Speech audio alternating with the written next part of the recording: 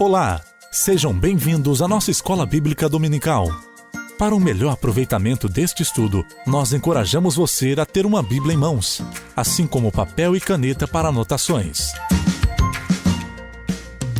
Agora junte-se a nós com o pastor Alexander Maia, ensinando a Palavra de Deus.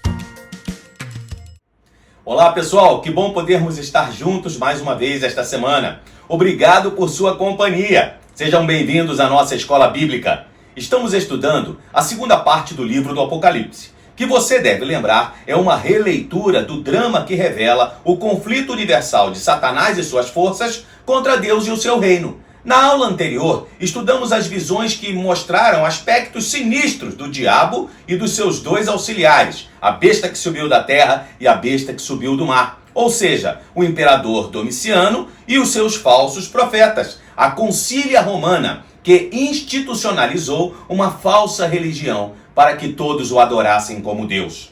As visões dadas a João mostraram também aspectos da luta mantida entre Satanás e seus auxiliares contra Deus e seus filhos no mundo, luta que expressou uma feroz e sanguinária perseguição que os crentes deveriam suportar com paciência, fidelidade no testemunho e oração. Um quadro muito desolador. Exatamente por isso, antes de prosseguir na apresentação das manifestações da ira e da justiça de Deus, que trariam ainda mais sofrimentos aos homens, o Senhor Jesus fez uma pausa nas revelações para oferecer ao seu povo visões de encorajamento. Elas falam do cordeiro e da foice, armas da retidão que Deus impunha para se opor às forças do mal. São 7 visões que fizeram e ainda fazem saltar de alegria os corações abatidos e atribulados dos servos de Deus, que vivem sob dura perseguição. Vamos lá? Abra sua Bíblia e acompanhe a leitura do texto. Apocalipse, capítulo 14, verso 1. Olhei, e eis que o Cordeiro estava em pé sobre o monte Sião. Com ele estavam 144.000 que tinham escrito na testa o nome do Cordeiro e o nome do seu pai. Ouvi uma voz do céu como o som de muitas águas, como o som de um forte trovão. A voz que ouvi era como de arpistas quando tocam as suas harpas. Entoavam um cântico novo diante do trono, diante dos 4 seres viventes e dos 4 anciãos. E ninguém podia aprender o cântico, senão os 144.000 que foram comprados da terra. Estes são os que não se macularam com mulheres, porque são virgens. Eles seguem o Cordeiro por onde quer que ele vá. São os que foram comprados dentre todos os seres humanos, primícias para Deus e para o Cordeiro. E não se achou mentira na sua boca. Não tem mácula.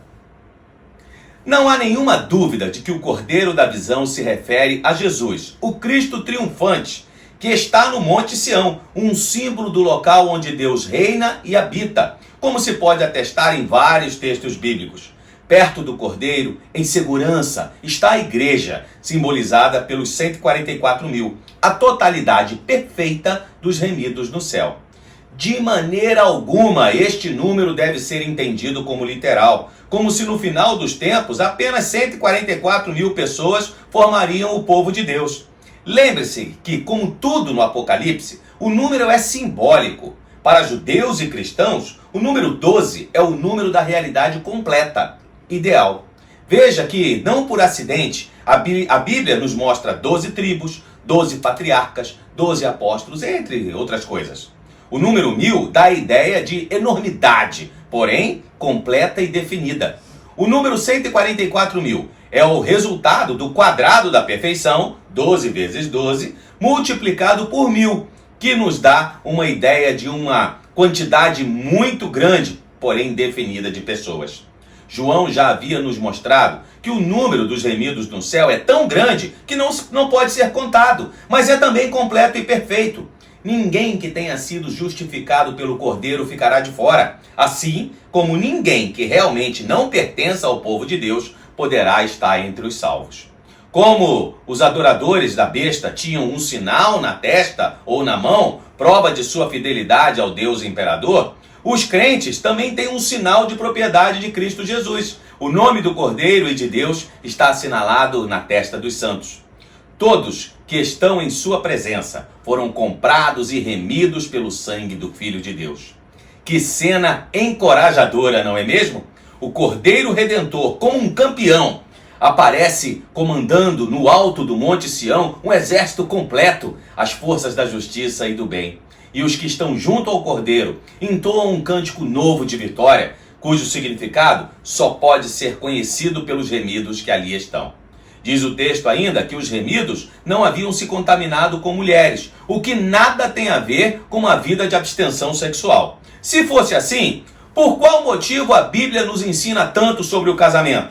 E usa até mesmo a figura da noiva como um símbolo da igreja à espera do seu noivo, o Senhor Jesus. O sexo é uma bênção quando praticado na segurança e no conforto do casamento. A não contaminação com mulheres citada no texto simboliza que aqueles remidos que estão junto ao Cordeiro não haviam cometido infidelidade espiritual, ou seja, não tomaram parte no culto idólatra. Às vezes, e outras vezes nas Escrituras, a infidelidade para com Deus é comparada ao adultério e à prostituição. Estes seguem a Cristo, e não ao imperador ou a qualquer outro chefe religioso que tente usurpar o lugar de Deus. Permanecem fiéis e nunca negaram a supremacia do Senhor, dando bom testemunho, não se curvando às mentiras da falsa religião da besta. São as primícias. Isto quer dizer, muitos outros irão sofrer perseguições e até morrer por causa do Evangelho. Mas, com o Cordeiro, são mais do que vencedores. Estando certos da vitória, apresenta-se um outro símbolo da campanha triunfante do Cordeiro. Um anjo voando pelos céus e anunciando eternas boas novas. Verso 6. Vi outro anjo voando pelo meio do céu, tendo um evangelho eterno para pregar aos que habitam na terra, e a cada nação, tribo, língua e povo, dizendo com voz forte: temam a Deus e deem glória a Ele, pois é chegada a hora em que Ele vai julgar. E adorem aquele que fez o céu, a terra, o mar e as fontes das águas. São boas novas, ou o evangelho eterno da vitória de Deus, e vêm acompanhadas de um convite a todos os homens, para que temam a Deus e lhe deem glória, pois Ele é o Todo-Poderoso, o Criador de tudo que existe e que está pronto para julgar. Isso indica que a vitória do Cordeiro é tão certa que o anjo já anuncia o triunfo antes mesmo de se travar a batalha. E que, mesmo tendo seus servos perseguidos ferozmente pela besta, o evangelho está livre para percorrer todo o mundo. A fidelidade daqueles crentes não era em vão. Após essa proclamação de vitória, da glória e do juízo de Deus, aparece em cena um segundo anjo, que voa anunciando o colapso do Império Romano. Verso 8. Seguiu-se outro anjo, o segundo, dizendo: caiu! Caiu a grande Babilônia, que fez com que todas as nações bebessem o vinho do furor da sua prostituição. A cidade de Roma, capital do império, encarnava toda a devassidão, luxúria, idolatria e bruxaria que haviam caracterizado a Babilônia. Uma representação do que existisse de mais repulsivo e amaldiçoado aos olhos dos judeus. A comparação era inevitável. Seu grande poder e suas riquezas poderiam levar as pessoas, e os crentes em especial, a acreditarem que a cidade era indestrutível e que jamais seria vencida. Os servos do Senhor Jesus poderiam pensar que a grande inimiga do Evangelho jamais seria derrotada e que continuaria a praticar impunemente o mal e a propagar entre as nações o falso culto ao imperador. Mas não era assim. O segundo anjo anunciava que o mal seria destruído. Do verso 9 ao 12, surge um terceiro anjo, anunciando a destruição daqueles que adoraram o imperador. Estes também provariam da ira de Deus. Vejamos o texto. Seguiu-se a estes outro anjo, o terceiro, dizendo com voz forte: se alguém adora a besta e a sua imagem, e recebe a sua marca na testa ou na mão, também esse beberá do vinho do furor de Deus, preparado sem mistura, no cálice da sua ira, e será atormentado com fogo e enxofre diante dos santos anjos e na presença do Cordeiro. A fumaça do seu tormento sobe para todo sempre, e os adoradores da besta e da sua imagem, e quem quer que receba a marca do nome da besta, não tem descanso algum, nem de dia, nem de noite. Aqui está a perseverança dos santos, os que guardam os mandamentos de Deus e a fé em Jesus. Os servos de Cristo, enfrentando os sofrimentos resultantes da constante perseguição, viam os adoradores da besta viverem de maneira cômoda, aproveitando a vida e os seus prazeres longe dos martírios impostos todos os dias aos cristãos. Mas agora, a visão do terceiro anjo lhes mostrava o que ia acontecer aos adoradores do imperador. E lhes ensinava que vale a pena permanecer fiel, sem invejar a vida daquelas pessoas. A ira de Deus, figurada no vinho, seria dada a beber a todos os adoradores da besta, e eles seriam atormentados com fogo e enxofre, cuja fumaça sobe para todo sempre, sem descanso, nem de dia, nem de noite. Sabe o que isso significa? Que não se trata de um tormento rápido, de pequena duração, mas de uma vida de eterno suplício.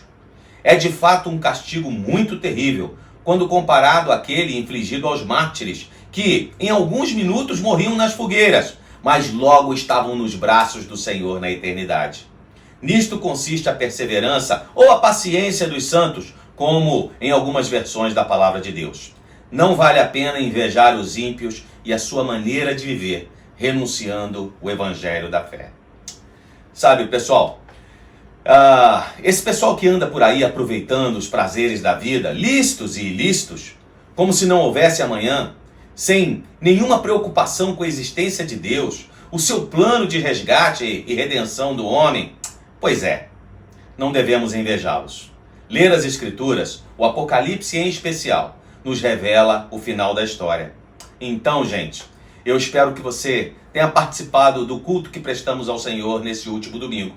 O pastor Carlos pregou sobre o maior dos mandamentos, amar a Deus sobre todas as coisas e ao próximo como a nós mesmos. E em meio a muitas coisas importantes, ele fez uma menção à igreja, aos cristãos e esse tempo de pandemia que vivemos, que eu acho tem tudo a ver com esta aplicação que estamos fazendo deste versículo. É fato que muitas pessoas que poderiam estar presentes em nossos cultos, que estão acontecendo aos domingos pela manhã e à noite, bem como às quartas-feiras, desistiram de fazê-lo. Por causa da pandemia, descobriram que existem outras coisas que podem ser feitas aos domingos, aproveitando a vida e a companhia da família e dos amigos. Não tem mais tempo para vir à igreja e apresentar o seu culto a Deus. E pior, enganam-se dizendo que são parte do grupo de risco, mas não perdem festas, entre outras atividades. O que está acontecendo, pessoal? Eu quero te convidar a refletir um pouco sobre isso. Ninguém aqui está falando de salvação, ok? Salvação não tem nada a ver com vir à igreja, mas tem tudo a ver com amar a Deus e dar a Ele o primeiro lugar em nossas vidas. Se Jesus não está assentado no trono do seu coração, governando a sua vida, outra pessoa está. Lembra a passagem de Jesus à igreja de Éfeso, que estudamos aqui no Apocalipse? Ele disse assim: eu conheço você e as suas obras, sei que você está fazendo um monte de coisas, que não tolera os maus e que perseverou nas provações, mas tenho contra você uma coisa: você abandonou o seu primeiro amor. Lembre-se, pois, de onde você caiu, arrependa-se e volte às práticas das primeiras obras. Então, vamos rever as nossas prioridades? Seguindo adiante, João nos apresenta mais uma cena para consolar o coração dos servos de Deus que estavam para morrer por causa da sua fidelidade ao Evangelho. E que também haviam perdido entes queridos pelo mesmo motivo. Ele ouve uma voz do céu. Verso 13. Então ouvi uma voz do céu dizendo: escreva, bem-aventurados os mortos que desde agora morrem no Senhor. Sim, diz o Espírito, para que descansem das suas fadigas, pois as suas obras os acompanham. Trata-se de uma afirmação de Deus e não do apóstolo. Não era uma voz qualquer. Esta voz estava investida de uma autoridade divina e traz uma bem-aventurança não pronunciada sobre todos os que morrem, mas sobre os cristãos que morrem. As obras dos servos de Jesus os acompanharão na eternidade. São ações praticadas em nome de Jesus, bem como todos os atos decorrentes da fé. Elas servirão de galardão ou recompensas para os crentes. Além disso, os que morrem no Senhor descansarão de seus sofrimentos e fadiga, enquanto aqueles que escolheram viver suas vidas longe de Deus serão atormentados eternamente. Acho que era mais ou menos a mesma ideia que Paulo tinha quando escreve aos Romanos, e diz assim: porque para mim tenho por certo que os sofrimentos desse tempo presente não podem ser comparados com a glória que há de ser revelada em nós. Nós não vamos nos ater aos ensinamentos da Bíblia sobre galardão, porque não é o nosso objetivo aqui, mas serve para nos lembrar o quanto vale a pena trabalhar na obra do Senhor. Só não esqueça que a nossa motivação deve ser o amor a Deus. Qualquer outra coisa não conta. A segunda arma que Deus usa para se opor ao mal é a foice, que sem dúvida alguma representa o juízo divino.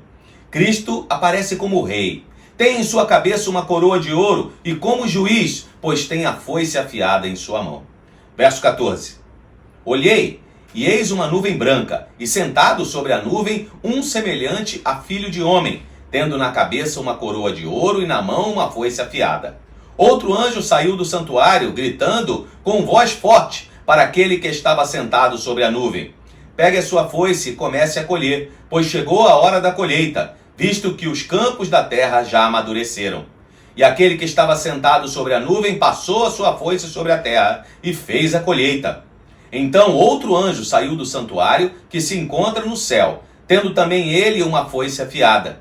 Ainda outro anjo saiu do altar, o anjo que tem autoridade sobre o fogo, e clamou com voz forte ao que tinha a foice afiada, dizendo: pegue a sua foice afiada e ajunte os cachos da videira da terra, porque as suas uvas estão maduras.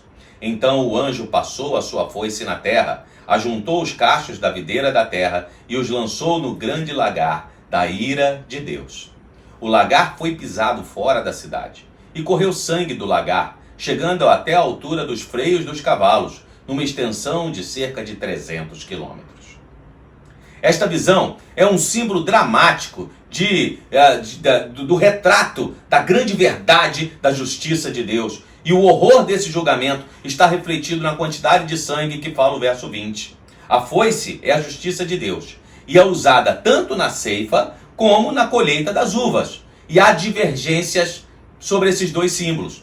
Alguns estudiosos veem na colheita do trigo a atuação de Cristo para recolher todos os seus servos. E na vindima vem a destruição dos perdidos, enquanto outros acham que aqui não se deve fazer distinção alguma, pois tanto a ceifa como a vindima são manifestações finais da grande ira de Deus, reveladas no dia do juízo final. Não são dois julgamentos. A visão da vindima serve para alertar os homens para o horror que esse juízo final será para aqueles que rejeitaram o Cordeiro e negaram a soberania de Deus, recusando a salvação por ele oferecida quando tinham oportunidade de fazer diferente. O céu é invisível para nós que estamos aqui nesta dimensão da nossa existência, mas ele existe e está preparado para aqueles que entenderam o mistério da cruz e aceitaram o sacrifício feito por Jesus em nosso lugar. Ele nos transforma em nova criatura, alguém que ainda comete erros, mas que quer viver para agradar a Deus. Ele nos comprou com o seu próprio sangue, escreveu nossos nomes no livro da vida e nos selou como sua propriedade. Existem mais de 7 bilhões de pessoas no mundo, mas eu e você somos especiais para Deus. Ele conhece cada detalhe de nossas vidas, sabe quando estamos sofrendo, quando estamos em meio a perseguições e precisamos de conforto e consolo. E por isso, a despeito da vida boa que o mundo possa oferecer por aí, vale a pena permanecer fiel ao Senhor. Como você avalia o seu relacionamento com Deus? Como está a sua intimidade com o Senhor Jesus? As nossas escolhas denunciam a quem pertencemos. E não sei se você já se atentou para isso, mas nesta guerra entre Satanás e suas forças contra Deus e o seu reino, não existe muro, não existe meio termo, não existe neutralidade. A justiça de Deus não falhará. Sua ira será derramada sobre a terra como a foice de um lavrador que desce em golpes sobre a terra. O mal será destruído e o bem exaltado. De que lado você vai estar? Pense sobre isso ao longo desta semana. Muito obrigado mais uma vez por sua companhia. Por hoje é só. Na próxima semana, iremos estudar sobre a consumação da ira de Deus sobre os seus inimigos, o derramamento das 7 taças da ira de Deus. Você não pode perder. Que o Senhor abençoe sua vida e de toda a sua família. Se estiver em Cuiabá, venha adorar a Deus conosco. Você é nosso convidado. Aos domingos, culto às 9 e às 18 horas. E às quartas-feiras, culto de oração às 19h30. Não esqueça de fazer sua inscrição no site. Obedecemos rigorosamente às ordens das autoridades quanto ao número de pessoas em cada culto. Afinal, nós queremos te ver na igreja, mas com toda a segurança sanitária que esse momento existe, ok? Que a graça e a paz do nosso Senhor e Salvador Jesus Cristo seja com todos. Um grande abraço, pessoal. Até a próxima!